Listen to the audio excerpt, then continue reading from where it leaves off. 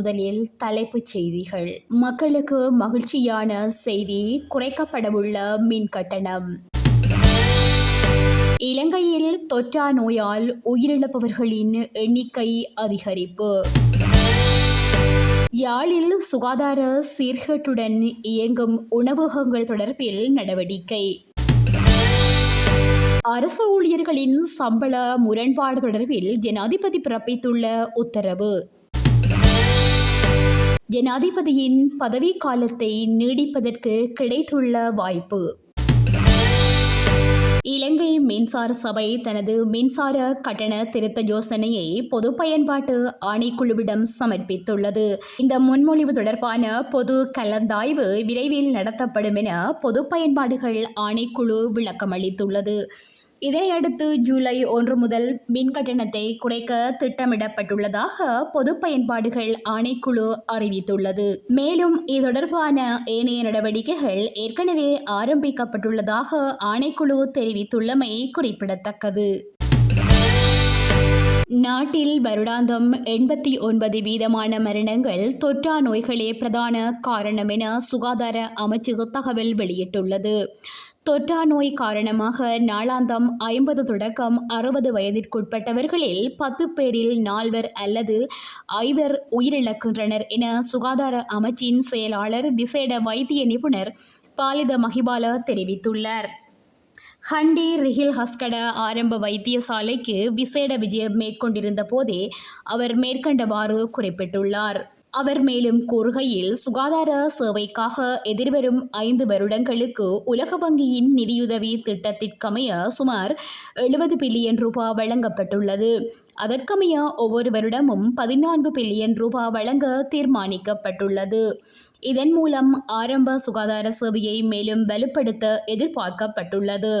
தொற்றா நோய் காரணமாக நாளாந்தம் 50 தொடக்கம் 60 வயதிற்குட்பட்டவர்களில் 10 பேரில் 4 அல்லது 5 உயிரிழக்கின்றனர். ஆகையால் தேசிய நிறுவனங்களுடன் இணைந்து இதய நோய்க்கு சிகிச்சை அளிப்பதற்காக இதய இடையீட்டு ஆய்வகத்தை நிறுவ எதிர்பார்க்கப்பட்டுள்ளது.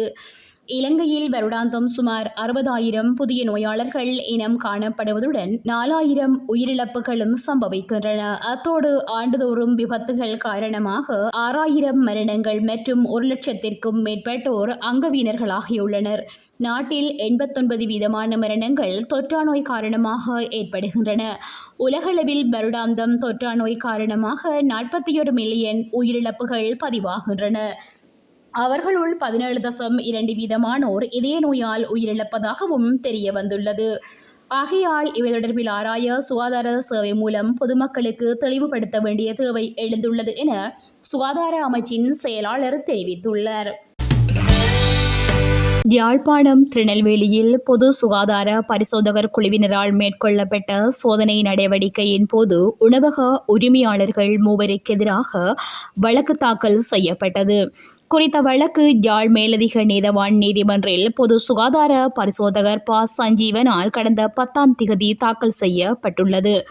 இதன்போது மருத்துவ சான்றிதழின்றி உணவை கையாண்டமை, தனிநபர் சுகாதாரமின்றி உணவை கையாண்டமை போன்ற அடிப்படையான சுகாதார வசதிகள் கூட இல்லாமல் உணவு தயாரித்தமையால் மேற்படி வழக்கு தாக்கல் செய்யப்பட்டுள்ளது. வழக்குகளை நேற்றைய தினமே விசாரணைக்கு எடுத்துக்கொண்ட மேலதிக நீதவான் சே. லெனின்குமார் 3 வியாபார உரிமையாளர்களுக்கும் மொத்தமாக 35,000 ரூபாய் தண்டப்பணம் அறவிடப்பட்டதுடன் கடும் எச்சரிக்கையும் வழங்கினார். அரசு சேவையில் நிலவும் சம்பள முரண்பாடுகளை நிவர்த்தி செய்வதற்கு அதிபர் ரணில் விக்ரமசிங்க நிபுணர் குழுவொன்றை நியமித்துள்ளார். அரசு சேவையில் உள்ள பல்வேறு சேவை பிரிவுகளுக்கிடையில் நிலவும் சம்பள முரண்பாடுகள் குறித்து உரிய கவனம் செலுத்தி பரிந்துரைகள் சமர்ப்பிக்குமாறு அந்த குழுவிற்கு ரணில் அறிவுறுத்தல் வழங்கியுள்ளதாக தெரிவிக்கப்படுகிறது. முன்னாள் அதிபர் செயலாளர் உதய செனவிரத்னவின் தலைமையிலான 4 பணியாளர் நாயகங்களும் 4 உறுப்பினர்களும் குழுவில் அடங்குவதாக தெரிவிக்கப்பட்டுள்ளது.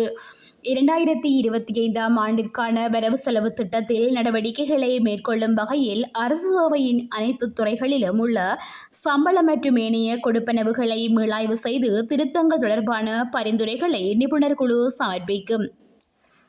இது தொடர்பான தமது பரிந்துரைகள் அடங்கிய அறிக்கையை 3 மாதங்களுக்குள் அதிபருக்கு வழங்குமாறு பணிப்புரை வழங்கப்பட்டுள்ளது.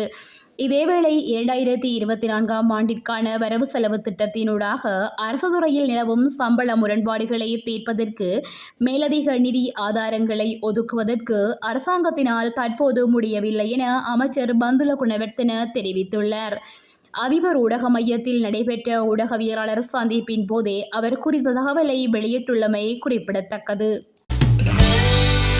அரசியலமைப்பில் கவனிக்காமல் விடப்பட்ட சிறிய தவறு ரணில் விக்ரமசிங்க தனது பதவி காலத்தையும் நாடாளுமன்றத்தின் ஆயுள் காலத்தையும் மேலும் 1 வருடத்திற்கு நீடிக்கக்கூடிய வாய்ப்பை வழங்கியுள்ளதாக இணையதளம் ஒன்று செய்தி வெளியிட்டுள்ளது.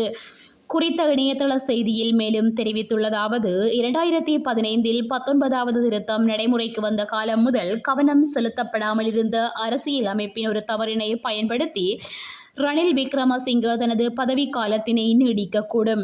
19வது திருத்தம் ஜனநாயக சீர்திருத்தங்களை உறுதி செய்யவும் நல்லாட்சியை உறுதி செய்யவும் நாடாளுமன்றத்தினதும் ஜனாதிபதியினதும் பதவிக்காலத்தை 5ஆக குறைக்கவும் முயன்றது. எனினும் பதவிக்காலம் தொடர்பான நிலைத்தன்மை உறுதி செய்வதை அது புறக்கணித்தது. 19வது திருத்தத்திற்கமைய நாடாளுமன்றத்தினதும் ஜனாதிபதியினதும் 6 வருட பதவிக்காலம் பற்றிய அனைத்து குறிப்புகளும் 5 ஆண்டுகளாக மாற்றப்பட்டாலும் உறுப்புரை 83 கவனிக்கப்படாமலும் மாற்றப்படாமலும் ஜனாதிபதி ரணில் விக்ரமசிங்கவிற்கு தனது பதவிக்காலத்தை நீடிப்பதற்கான வாய்ப்பினை வழங்கியுள்ளது. ஜனாதிபதி அல்லது நாடாளுமன்றத்தின் 5 ஆண்டு பதவிக்காலத்தை நீடிப்பதற்கான எந்தவொரு சட்ட மூலத்திற்கும் மூன்றில் 2 பெரும்பான்மையுடன் நாடாளுமன்ற ஒப்புதல் தேவை. அதைத் தொடர்ந்து வாக்கெடுப்பில் ஒப்புதல் பெற வேண்டும். எவ்வாறாயினும் பிரிவு 83இன் கீழ் சர்வஜன வாக்கெடுப்பு 5 ஆண்டுகளுக்கு அல்லாமல் 6 ஆண்டுகளுக்கு மேல் நீடிக்கப்பட்டால் மட்டுமே அது தேவைப்படும். இதன் பொருள் விக்ரமசிங்க அரசியலமைப்பை மீறாமல் தனது சொந்த மற்றும் நாடாளுமன்றத்தின் பதவிக்காலத்தை 11 மாதங்கள் மற்றும் 29 நாட்களுக்கு நீடிக்க முடியும். விக்ரமசிங்கவுக்கு இன்னும் கால அவகாசம் வழங்கப்பட வேண்டும் என்றும் இந்த வருட இறுதியில் ஜனாதிபதி தேர்தலை நடாத்துவதற்கு நாடு தயாராக இல்லை. இந்நிலையில் ஐக்கிய தேசிய கட்சியின் பொதுச் செயலாளர் ரங்கே பண்டார தெரிவித்த கருத்துக்களுடன் இதனையும் கவனத்திற்கொள்ள வேண்டும் என்று தெரிவிக்கப்பட்டுள்ளது.